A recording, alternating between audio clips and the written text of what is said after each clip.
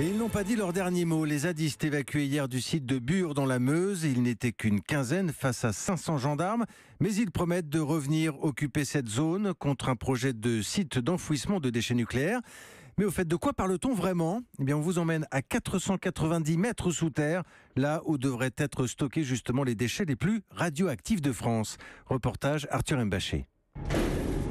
2 mètres par seconde dans une cage en métal rouge. Terminus, quelque part sous les sabots des vaches meusiennes, au beau milieu d'une immense couche d'argile. Une roche, à en croire Mathieu Saint-Louis de l'Andra, l'agence qui pilote ce projet, capable de contenir des éléments radioactifs pendant des centaines de milliers d'années. Le concept général, c'est que le temps que ces éléments vont prendre pour se déplacer dans la roche et sortir de la couche d'argile, c'est le temps nécessaire à ce qu'ils perdent leur radioactivité.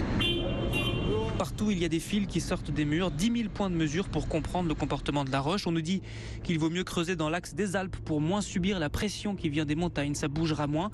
Pour les déchets les plus radioactifs, on teste ici des alvéoles, 80 cm de diamètre, 150 mètres de profondeur. Les déchets de haute activité, il faut les imaginer, c'est des fûts en métal inoxydable. Et ces fûts-là, ils seraient mis dans un autre emballage très épais en métal. Et c'est cet emballage-là qui serait glissé dans le tubage métallique de l'alvéole. Donc en fait, ça fait pas mal d'épaisseur et de couches qui protègent le colis, mais c'est vrai qu'à terme, on sait que sur le très très long terme, les aciers vont se corroder. Ici, nous sommes au laboratoire de Cigéo. Pas de stockage. Si le projet est bel et bien lancé, ça se passera un peu plus au nord, juste en dessous du fameux bois Le Jus, évacué hier. Bure, Arthur Mbaché, Europe 1.